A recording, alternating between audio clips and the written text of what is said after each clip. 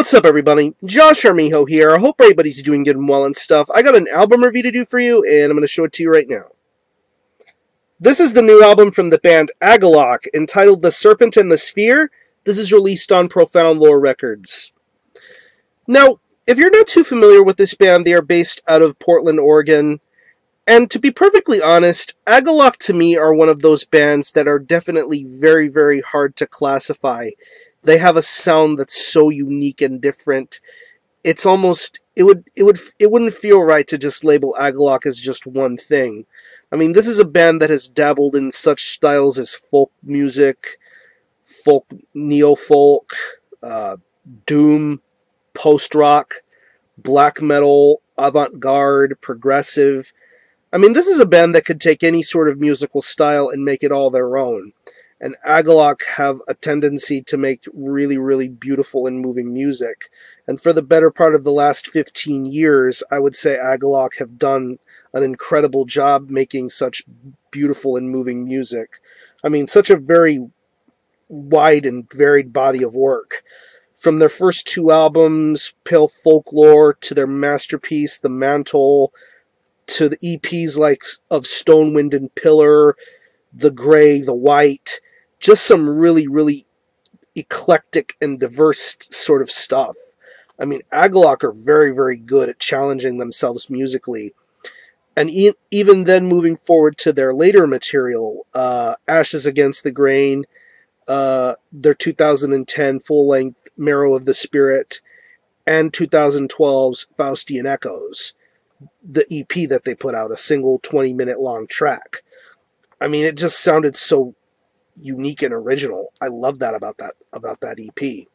But moving back to Marrow of the Spirit, in hindsight, I still enjoy that record, but compared to what Agalloch have put out in the past, I just didn't know how to really classify it or what to really think of it. Compared to what Agalloch had put out previously, I don't know. Mixed feelings arise whenever I think about Marrow of the Spirit. I still enjoy it, but I still have some mixed feelings about it in certain instances. So, going into The Serpent The Sphere, I had no idea what to expect.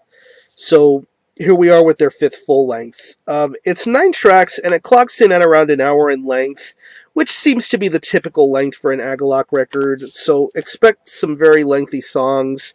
Don't try to skip or fast forward through most of it. It's definitely something that requires your time and your absolute patience. And I've been giving this album a lot of listens, and I would definitely have to say that this is a massive step up from Marrow of the Spirit, and I'm really, really loving what they've done here with The Serpent The Sphere. It kind of takes a little bit of what they had from the last record, add a little bit more of a new folkier kind of element, but then in certain instances you get this band's metal aspects, and I think those aspects work incredibly well here.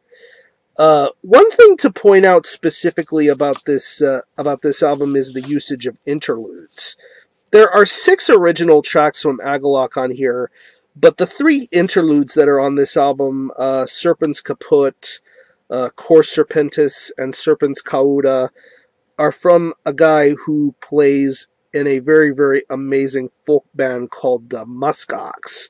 If I'm not mistaken, this is the same guy that's done work with Woods of Ypres. And hearing his musical interludes be brought forth to this EP adds a very dynamic sort of element. An almost calming, rustic sort of element in certain instances. It's very deep, very thought-provoking, and very moving in instances. I mean, each track runs no less than 3 minutes long, but yet for each interlude that passes by, I think it definitely adds a cinematic aspect to what this album sets out to do. And of course, being Agalloch, you wouldn't expect anything less cinematic from them, because that's what they know how to do, and that's how they get the job done so perfectly. And now we move on to the actual songs themselves. I mean, it starts off with the song Birth and Death of the Pillars of Creation. I mean, it starts off very, very calm and patiently, and then as the song continues to progress, things become a lot more heavier. a lot more bone-crushing in certain instances, but yet you still feel that this is a breathtaking sort of listen. And then when you get to tracks like Dark Matter Gods and Celestial Effigy, you definitely pick up a lot of the smooth instrumentation that this band knows how to do. I mean, the guitar work is incredibly on point. I really, really love the way the guitars are being handled here. Very beautifully played, very, very meticulously crafted. This is a band that definitely prides themselves in delivering a very beautiful performance, regardless of what sort of ideas they set out to do. They really do deliver things in a very, very smooth and beautiful manner. The riff work is great on the opening track. And then going on to track, once again, Dark Matter God, Celestial Effigy, it's really, really awesome. That's where you pick up the almost black metal elements that you would best know Agalloch for, the tremolo riffs, the high leads. It just really, really sounds beautiful, and it definitely kind of sends a little bit of a shiver down your spine in certain instances. I really, really love that. The bass tone is very, very warm and comforting. I really, really love the way that this bass guitar tone sounds. It's perfect for this mix. It's not overproduced. It's not over loud. It isn't tuned to a point where you can't feel it. It definitely makes an impact very well known throughout this entire listen. When it comes to the drums, Aesop's drumming is once again, very, very awesome. He is a very, very diverse and patient drummer. You can definitely tell the instances where it verges between very folky to very metal to almost doomish in spots, but he definitely makes every single track that he plays the drums on very, very good. It feels very beautifully played, very natural, nothing overproduced about it. Going to the near closing track of this album, Plateau of the Ages, which is their own instrumental, and it runs at around 12.5 minutes in length.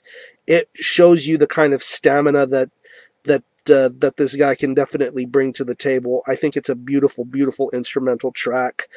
Yeah, but Aesop's drumming is incredible here, and he definitely showcases why he is a superior drummer and one of the best in the entire world. And moving on to the vocals, you pretty much know what to expect when it comes to the vocal variations of Agalloch. You get your instances of some very, very harsh, raspy vocals to an element of some almost beautiful, clean singing. But the Serpent in the Sphere is more likely than anything dominated by harsh vocals and whispered growls. And I do think that in this album's instance, it does work to the vocalist's advantage. Going back once again to Birth and Death of the Pillars of Creation, the vocals really, really sound beautiful. I mean, it should be scary considering for the most part it is the harsh vocal aspects of Agalloch that dominate this album. But then in the background, you hear some really, really unique sort of accompanied kind of singing. I don't know if you can hear it quite well, but I definitely think it works very, very good for that particular track. And then, of course, you get to the more whispered, spoken passages. I think it really, really sounds good, and it definitely makes the listener want to appreciate what they have to say here. Yeah, so overall, I think this is a step up from Marrow of the Spirit, and I think this is another really unique effort in the Agalloch discography. I don't consider this their best album, to be perfectly honest. I still hold those higher regards to The Mantle, but we're not talking about The Mantle, we're talking about The Serpent in the Sphere. And I think this is a really, really marvelous listen. It's moving, it's beautiful, it's gripping.